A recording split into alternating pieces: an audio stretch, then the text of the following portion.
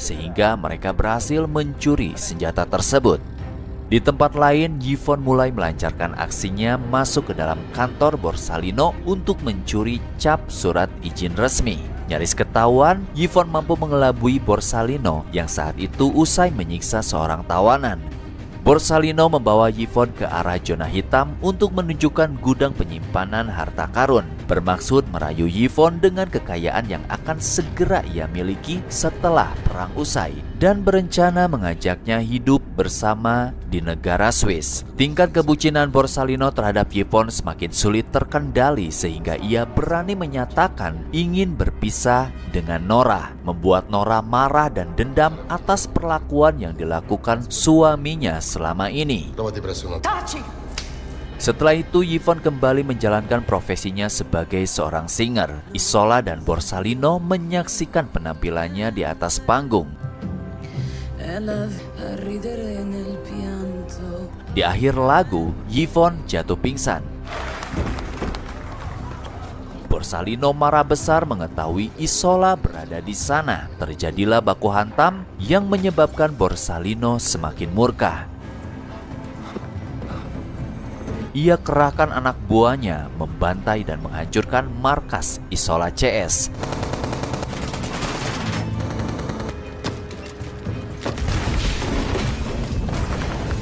Sedangkan Fabri dan Isola membawa Yvonne ke dalam markas rahasia. Tidak lama disusul oleh keempat tim di mana hanya Marcelola yang mengalami luka di wajahnya.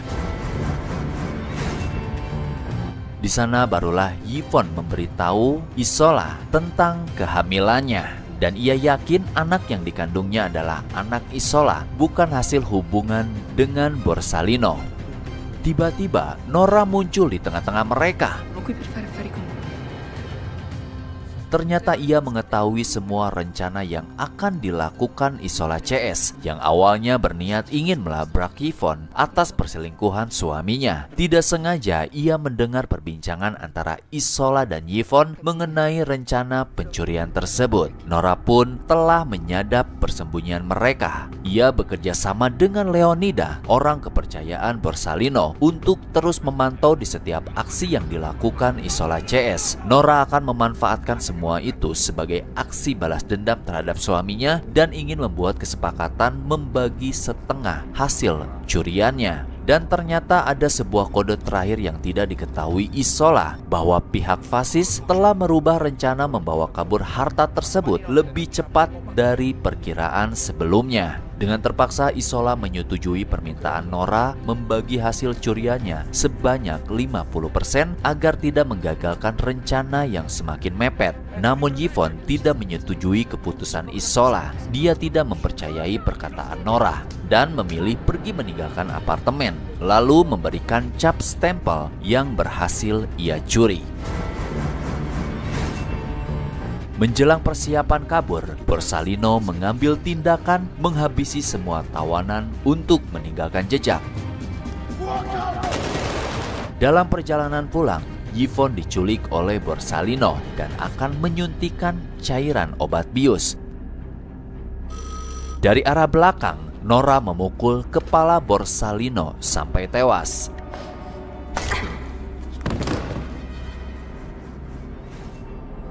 Rencana masuk ke tahap di mana setiap anggota mulai mempersiapkan tugasnya masing-masing. Hera pergi ke gerbang zona hitam dan mencuri salah satu dokumen petugas, lalu memalsukan surat tersebut dilengkapi cap stempel yang asli. Scusateci, andiamo di fretta. Eksekusi pun dimulai. Fabri dan Molotov berperan sebagai petugas yang berpura-pura membawa Isola sebagai tawanannya. Molotov staremo nel retro con delle divise da ufficiali. Sedangkan yang lain bersembunyi di kolong jok mobil. Tenente di guardia.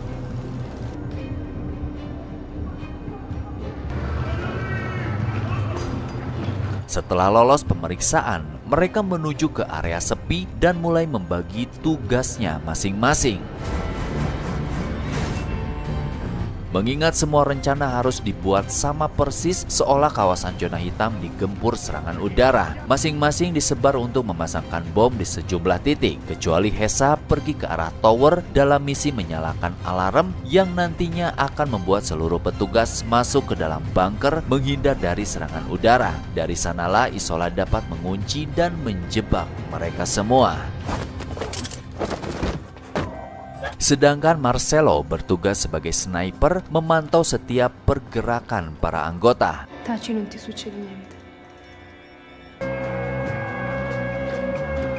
Setelah alarm berbunyi, sayangnya Molotov ketahuan petugas yang menyebabkan ia harus tewas. Kemudian bom meledak di beberapa titik sehingga berhasil mengelabui petugas adanya serangan udara.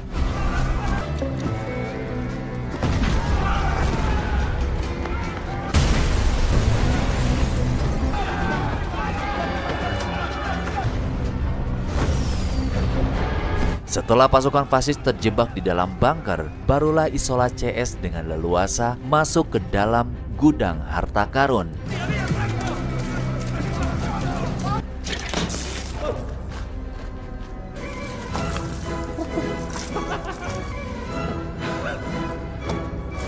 Beberapa jam kemudian Nora datang. Kedua belah pihak saling menodongkan senjata. Non erano questi i fatti. Non farmi la morale. Nora berani melanggar kesepakatan dan menjadikan Yvonne sebagai tameng agar dapat mengambil alih semuanya. Meskipun Isola menyerahkan semua harta tersebut, Nora tetap membawa Yvonne pergi dan nyaris membantai semuanya. Tiba-tiba Ahab bersama gengnya datang, turut membantu menggagalkan eksekusi mereka. Nora langsung melarikan diri bersama anak buahnya. Isola kebingungan. Bukan harta karun lagi yang ia pikirkan, namun ia ingin menyelamatkan nyawa Yvonne. Untungnya di sana Febri menemukan satu buah mobil dan langsung mengejar komplotan Nora.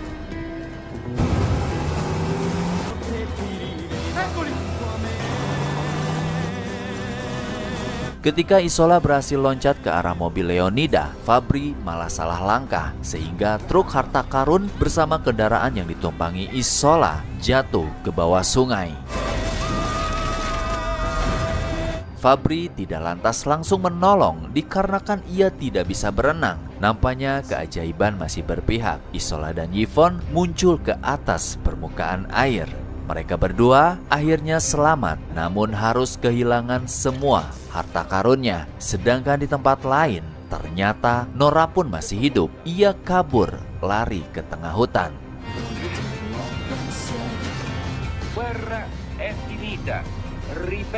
Dan cerita pun tamat riwayat.